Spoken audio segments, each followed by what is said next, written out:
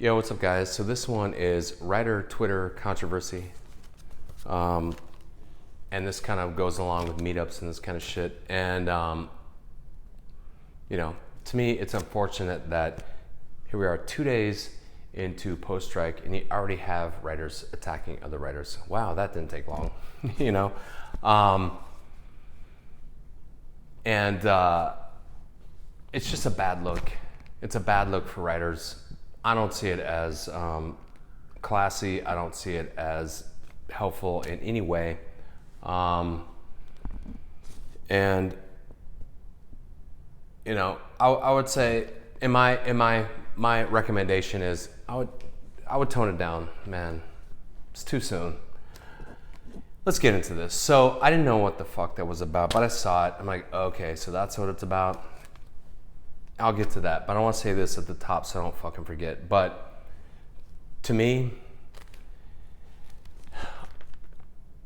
one of the things is, and I see it, I see the writer Twitter click, and they have thousands upon thousands of followers. And I want to say this to the writers who are like, they've not broken in, this kind of shit. They're still trying to get repped, all this kind of shit, still trying to get up in the contest, this type of thing. If you're asking yourself, do I need to be a part of that? Do I need to be one of the popular kids in one of these, in the clique, the main clique, to have anything happen to me? No, you don't. No. I feel like, I'm just gonna be straight up. I don't care if they block me. Most of them already have anyway. I feel like they present it that way, as if we are the gatekeepers of writer Twitter. But it's not true. Most agents and let's say big, right? A-list, don't know who they are.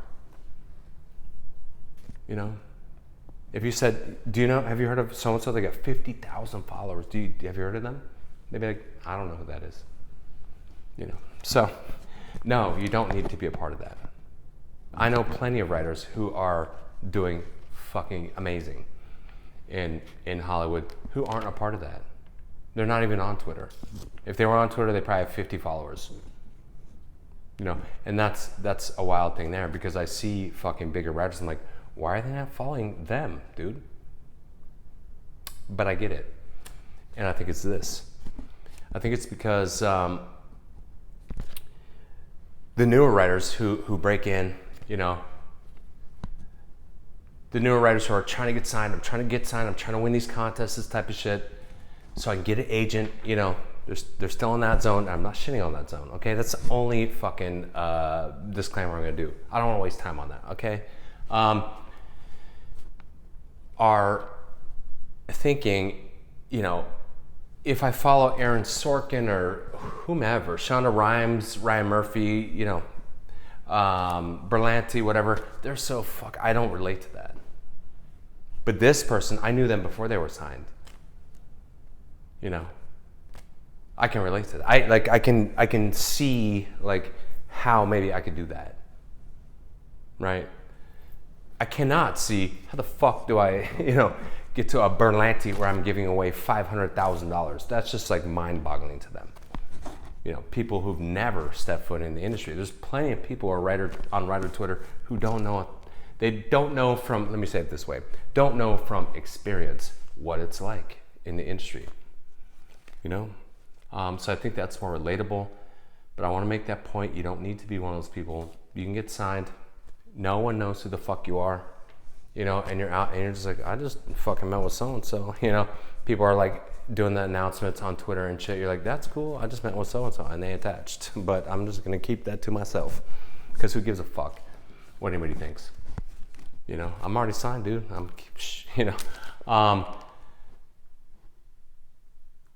So anyway,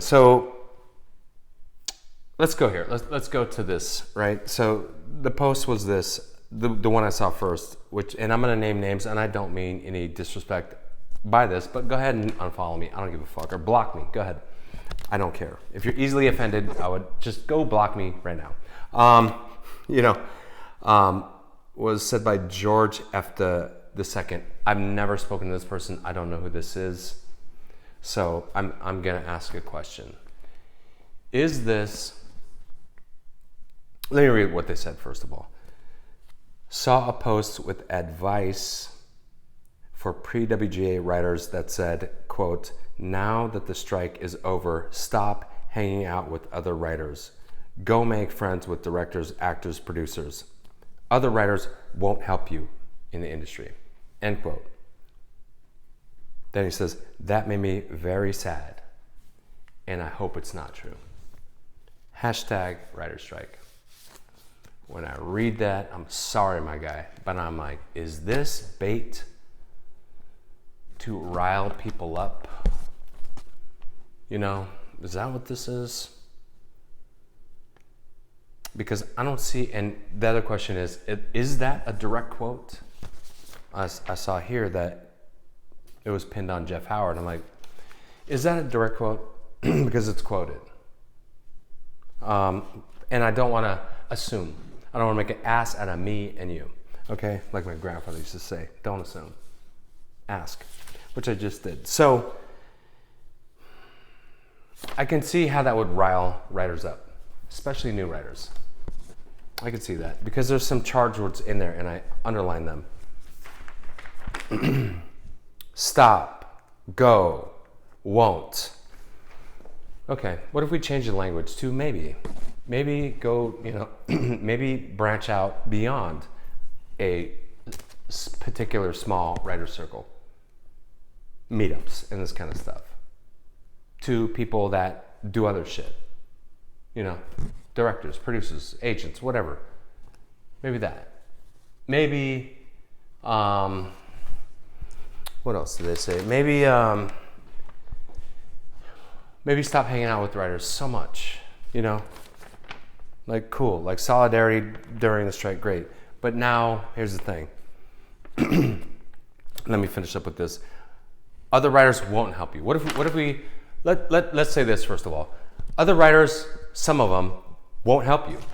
Other writers are like, no, I did this myself and I'm not helping they were not going to say this, but that's how they feel. No, I'm not going to help other writers for what? To try to put someone else in front of me in my lane? No, thanks. I worked my ass to get here. I'm not helping these people. Go do it.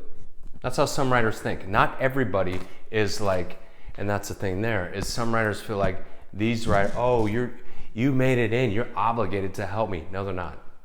No, they're not. If they do, cool. But, there's no obligation there. I would actually change that word to can't. Some writers can't help you. Meaning, if they're brand new, they just got signed, they can't help you. How? And I would even say it's not in their best interest to help you. Because, the worst thing that could happen is two things. You inundate, you got fucking, you got 50,000 followers and you got, 1,000 friends that are like, bro, I saw you got signed. Can you send my shit in? It's like, dude, I got signed yesterday. Like, what the fuck? And, if you're trying to be cool, hey, yeah, sure, I'll take all your shit in. You're not used to the industry yet. You don't get how it works yet. You just moved here from Iowa. You don't really get it. I'm sorry, you can't get it after, I've been signed for 6 whole months. You don't get it yet. You know what I mean? I've lived here for a year. You don't get it yet. We baptize you, us Angelinos who were born here, we baptize you, once you do 10 years here, okay, fine. You're legit, That's just the rules, okay? And yeah, I was born here at Cedars when it used to be where it is the Scientology building now. That's where I was born, okay? So one of the very few people who was actually born in Hollywood proper. So, and forget about like what I've done in the industry, which I've done shit, but we'll forget about that for now. Let's just focus on the proximity of being married to an agent, right? And seeing that shit for 25 years through agents' eyes, right? Agents would say, listen, man, don't bring me all your friends' screenplays. What are you doing? Like if they were like cool and said, let me step you aside real quick. Don't send me all this shit, dude. You know, it's not. Listen, number one, I don't fucking know you. If they're honest with you, brutally honest, I don't fucking know you. I don't even know if I want to keep you. Let's say they're a fucking big agent. Bunch of shit under the belt, hits, all this kind of shit. I don't even know if I want to keep you, dude. To be honest with you. This is how agents talk behind closed doors. Okay? So, don't come at me with that shit. I have my relationships and people feed me a lot of shit. And it's coming from huge people who I've known for 20 fucking years. And I say no to a lot of it. Even though it's fucking big people. I say no to it. Okay? Because my brand is my brand and that's it. Like, so don't try to help everybody. You can't. You can't help everybody, unfortunately. The other thing is, okay, what if you give, let's do it this way. What if you do send me 20 scripts and I love them all, I send them all, and then I put you on the back burner. Are you happy now? Probably not.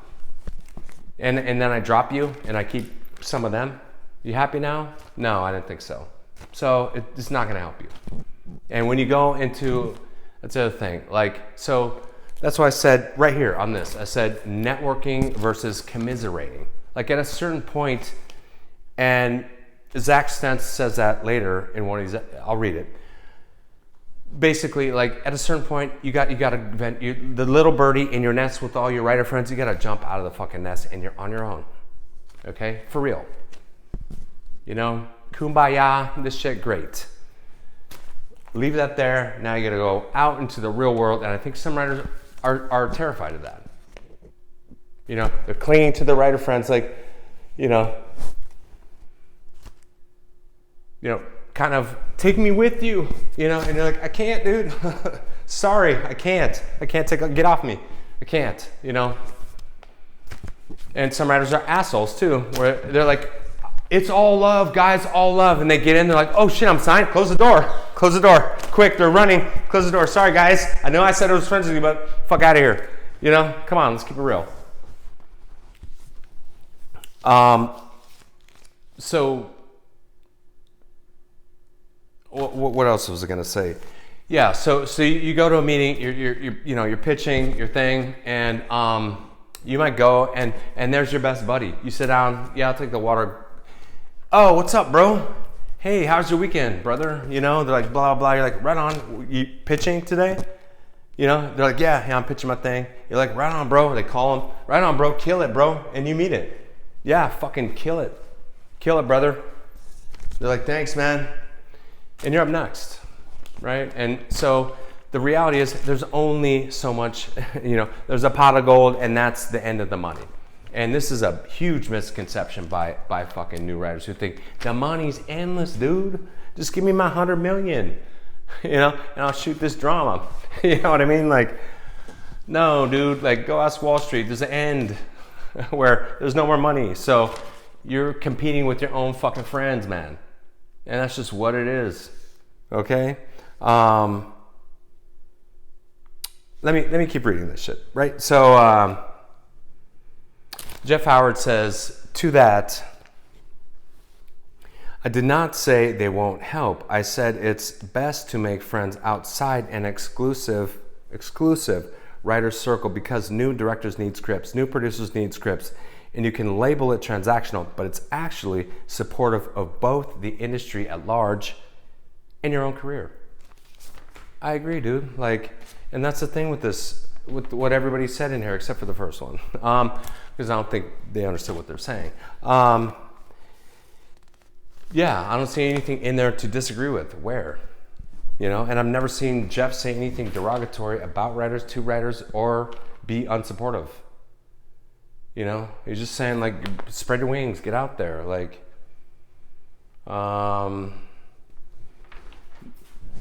you know, don't insulate yourself because you're afraid to get out there and meet people. Jose Molina says this, but I also agree with this. And this is why I think some of this shit needs to be pointed out to writers who don't understand. Like, it sounds like I'm contradicting myself, but I'm not. And here's the fucking main point in all this shit is, in this video, is Jose Molina says this, 1,000% not true. I've never gotten a job because I was friends with an actor, producer, director. I've gotten tons of jobs because I was friends with the writer. After all, in TV, they are the job givers. I agree with that, but we do need to make a distinction. Job givers, who is that? That's showrunners, okay? So I agree, dude. Like if you, so those are saying two completely different things that are both, true in their own right. Yeah, of course. Like if you hang out with a bunch of showrunners and you're in that club, yeah, probably one of your friends is gonna get a show, and they might bring you along. I've seen it. Like for example, like I'll tell you two ways. For example,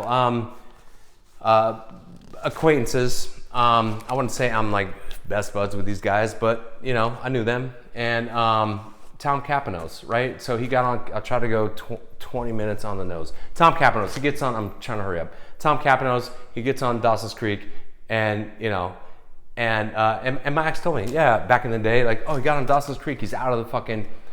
So he worked under Kathy Tar and my ex, and I believe,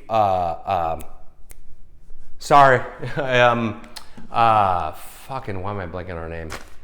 WME, partner there now.